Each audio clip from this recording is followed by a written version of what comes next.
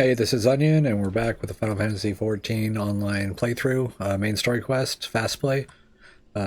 We just finished Stasha, and I just wanted to show everyone, like, the gear that you get from running that dungeon is one for one with the brand new set that you get from the Smith.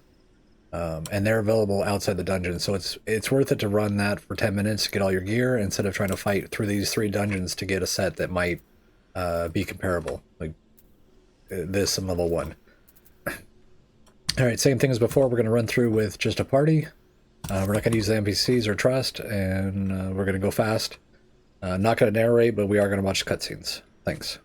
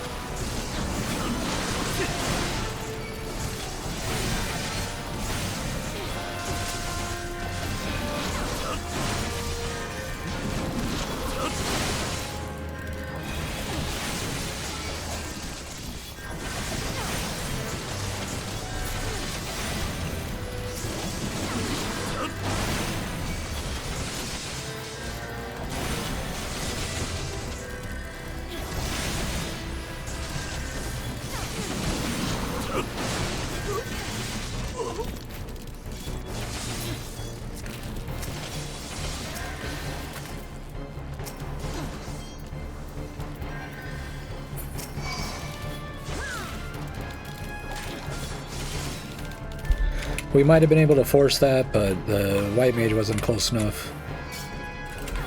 And the healing just doesn't seem to be there, so I don't want to force people to die. So I'm just gonna run 2 pulls there.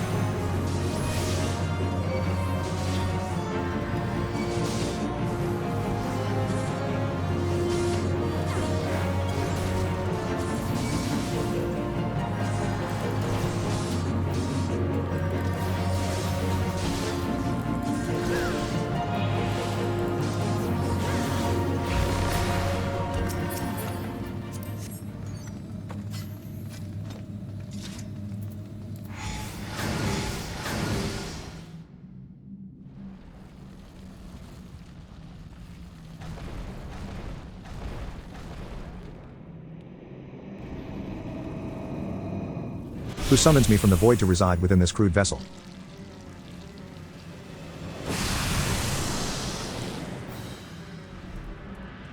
You seem surprised. Did you not cross our gates in search of blood? Come hither, children of the dawn. The undying master will drink deep tonight.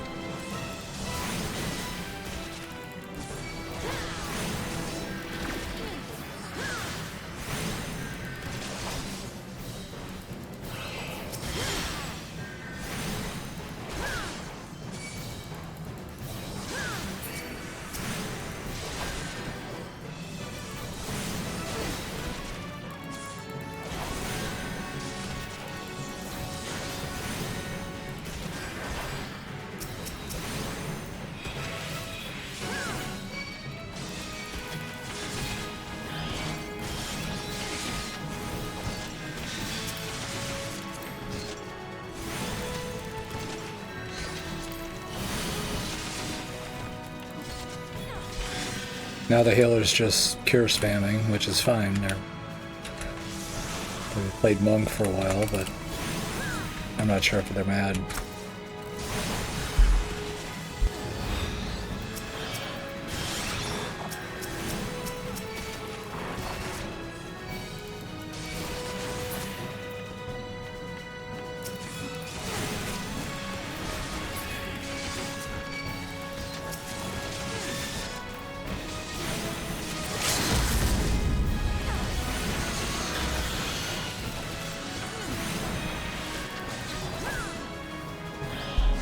Still, 11-minute dungeon.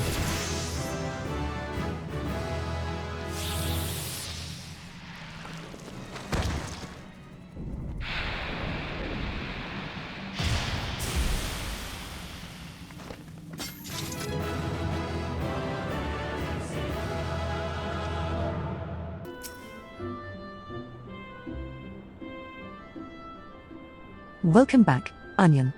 I'm reliably informed that your foray into the Deepcroft was a success. Nor did I expect anything less. Bodoran's ringing endorsement left me in little doubt as to your capabilities. Even so, you are to be commended. Bolord Lewin asked me to pass on his thanks. I must say, it's something of a relief to be able to call upon such a capable adventurer. Sadly, death has become an ever more common occurrence within our fraternity of late. Times being what they are, the guild is constantly inundated with petitions, and we are hard-pressed to find enough hands to deal with them all. While this means no shortage of work for able souls such as yourself, it also provides ample opportunity for the inexperienced to overreach themselves, with predictable consequences. As if to illustrate the point. Avery's gone, and it's all your fault. If it hadn't taken you an age to heal him, he would still be alive. Oh, see, another thing I missed. But I tried. He bolted out of range before I could finish the spell. He shouldn't have been so hard-pressed in the first place. We should have done more to lighten his burden. Bah! To the hells with this pathetic excuse for a party. I'm leaving, and it'd be too soon if I never see your faces again. Goodbye, and good riddance. I'm leaving as well. I doubt this comes as any surprise, but I never liked you. I only suffered you for your healing, but you couldn't even do that one thing right. Cruel though this may sound, you brought this upon yourself. Oh, and by way of some parting advice, get rid of Avery's head. Bury it, cremate it, do whatever the hells you like with it, but for God's sakes, stop carrying it around. It's just get rid of it, all right? Wait. Don't leave me alone. Please. I'm so sorry, Avery. Please forgive me. Scenes like this have become all too common. That makes a dozen times in half as many days. Now you see why I'm grateful for adventurers of your experience. I can send women like you on a mission without worrying that you might not return. Well, not so much, at any rate. Speaking of missions, I would entrust you with another. About a bell ago, I received a message from my counterpart in Uda. She seeks the services of a reliable adventurer, and you are nothing if not reliable. If you think you might be interested in this task, say the word, and I will be glad to share the details with you.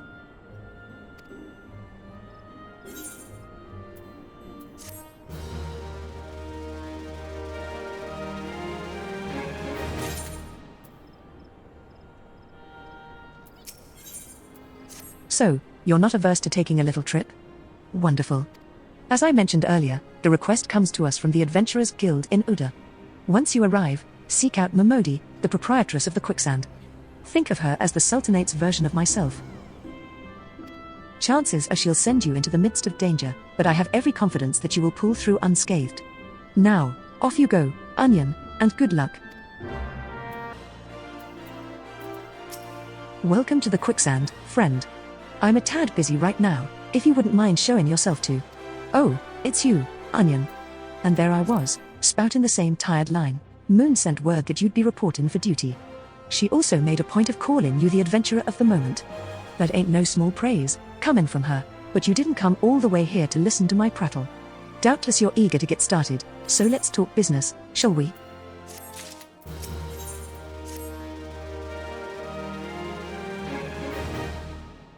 The petitioner ought to be arriving any moment now. God's almighty. Another second under that sun, and I would have been set afire. A tankard of ale, if you would be so kind. Excellent timing, Papasan. It just so happens the adventurer who'll be handling your petition is here. Oh? Why, if it isn't my good friend Onion? It does my spirit well to know that you are the one who will be helping us. Mayhap you'd like to apprise Onion of her mission? Yes, of course. The petition in question was submitted by an acquaintance of mine at Imagina and Sons Mineral Concern. It relates to an unfortunate development at Copperbell Mines. To be plain, giants have seized control of the place. These giants are of the clan known as the Hecaton Chairs, fearsome creatures who were sealed within the deepest depths of the mines during the bygone Thorn dynasty. Alas, it seems they have managed to break through the layer of rock which served to imprison them, and now prowl the tunnels where the miners ply their trade. The creatures are justifiably angry about their treatment at the hands of our ancestors, and their presence has forced the suspension of all mining activities on the site. It's no wonder they're angry. Didn't the Thorn dynasty come to an end over 300 years ago? You know your history well, milady. The people of that age used the Hecaton Chairs to work their mines. By way of enchanted helms, they were able to bind the ferocious creatures to their will. But as is oft the way in such tales, these enchantments eventually failed, and the slaves rose up against their masters. In a desperate bid to contain the unbridled fury of the Hecaton chairs, our ancestors induced the collapse of the mine's lowermost levels. So it was that the great giant revolt was ended, buried beneath 100,000 tons of rock. Well, now, that's got me thinking. I seem to recall there being an article about Copper Bell in the Mithril Eye a fortnight or so ago. It said the mines were being reopened so as to meet the rise in demand for building materials. Like as not, our boys dug a bit too deep and freed the giants. Gods, to think the poor creatures are still alive and kicking after 3 centuries. That's a long time to nurse a grudge. They must be seething. Indeed. And that makes them a danger to us all. There will be no mining at Copperbell so long as they remain. For the sake of both peace and prosperity, they must be subdued. This is the task which we would have you undertake. I'll not deny that the mission will be rife with danger, but our need is great. And so I beg you, put an end to this sorry business. Gods bless you. I feared you might have reservations, but I assure you it is for the best. In case you don't know, Copperbell mines are in Western Thanalan. Do take care, you hear? Ah, and one last thing before you depart. An employee of Imagina & Sons is presently at the quicksand. The fellow's name is Painted Mesa, and he knows Copperbell mines well. It may behoove you to seek his counsel.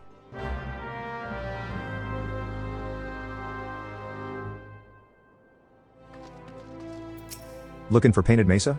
You found him. So you're the adventurer who's volunteered to deal with the mess down in Copperbell, are you? You've got guts, miss. I just hope you've got skills to go with them, 'cause things ain't pretty down there. The Hecaton chairs have left the place in a right state, and nary a week after mining resumed. I don't know if you know this, but Copperbell was old when the Second Old Dynasty was still young, and it was abandoned centuries ago. If it hadn't been for the shortage of materials needed for the rebuilding effort, the concern would never have thought to reopen it. We knew full well about the giants beforehand, but the project went ahead anyway.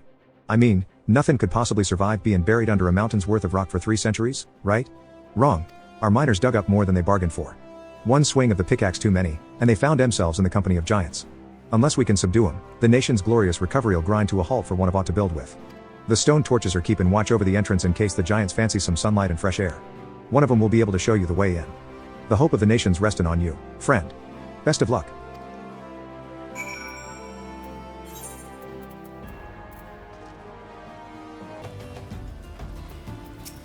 We found Dolorous Bear and his entire party dead. The giants were thorough in their work. Judging by their tracks, it would seem they tried to rush a horde of the creatures. I cannot say for sure what drove an experienced crew like theirs to throw caution to the wind, but I do have my suspicions. We are all our own worst critics, and our desire to better past achievements can rob us of good sense. Thus do we become more given to recklessness. While it is important to have goals, one must not fixate upon them to the exclusion of all else. Do so, and one will surely pay the price, as Dolorous Bear and his comrades did this day. I have been an adventurer for long years, and borne witness to many a pivotal moment in history. Though the times may have changed, the essence of our trade is not. Adventuring has ever been a quest for self-betterment through challenges freely faced, and ever shall it remain so. As an adventurer becomes more experienced, he will naturally acquire a love of justice, and an understanding of the spirit of self-sacrifice. Such experience cannot be measured in any tangible way, yet it most assuredly shapes who we are, grounded as it is in the decisions we have made on our journey, and their consequences, good or ill. I sense a light within you, young one, and it tells me that you are destined for greatness. There's been an incident inside Copperbell mines. We are here to ensure that its effects are contained, but for your own safety, I suggest you stay well away from here. What? You're the adventurer who's volunteered to quell the Hecaton chairs? I didn't think that Papashan would be able to find someone so quickly, if at all. The giants are content to wreak havoc inside the mines for now, but it's only a matter of time before they think to come outside. The sooner you see to them, the better. Make ready as best you can, and enter at will.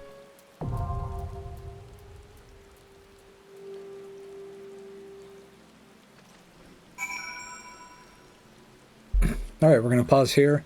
I just want to let you know that I did get the upgrades from the last dungeon for sword and shield. So they were a little better. Compares here. Yeah, so four more damage. A little bit more determination. So, anyway, alright, I'm going to pause the video, come back, and we'll run Copperbell. Thanks.